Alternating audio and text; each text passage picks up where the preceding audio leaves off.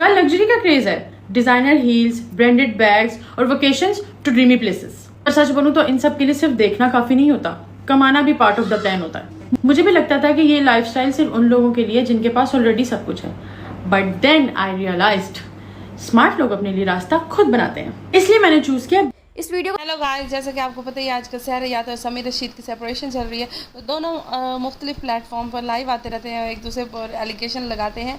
और यहाँ पे सहर याद ने रीज़न बताई है कि उन्होंने क्यों सेपरेशन की है समीर रशीद से और क्या मेन रीज़न रही है उन दोनों के अलग होने की और इस डिवोर्स की क्या स्टोरी है। तो वह ये है कि सहर याद जो है वो काफ़ी ज़्यादा लग्जरियस पर्सन है और उन्हें लग्जरीज की आदत है जो कि समीर रशीद उनको प्रोवाइड नहीं कर सकते थे क्योंकि उनके सोर्सेज लिमिटेड थे। क्योंकि आपको पता है सहर याद एक टिकटॉकर थी और समीर रशीद बिल्कुल भी फेमस नहीं थे। जब उनकी शादी हुई तो वो एक नॉर्मल से ऑर्डिनरी से पर्सन थे, तो इस तरीके से वो उनकी ज़रूरियात पूरी नहीं कर सकते थे जिस तरह से सहर याद चाहती थी।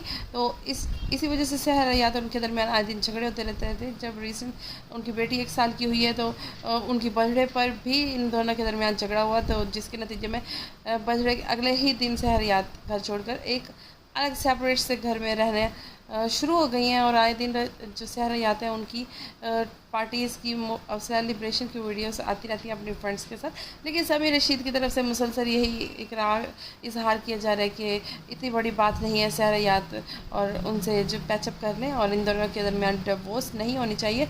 समीर रशीद बार हाँ यही कोशिश कर रहे हैं कि ये रिश्ता किसी तरह कायम दायम रहे, लेकिन सहर ऐसा बिल्कुल नहीं चाहती। तो यहाँ पे कहना ये, अगर सहर इस रिश्ते को कंटिन्यू नहीं रखना चाहती थी तो उन्होंने इस बच्चे को भी नहीं करना चाहिए था, क्योंकि उनकी बेटी का क्या कसूर है जिनको वो इस दुनिया में लेके आई है।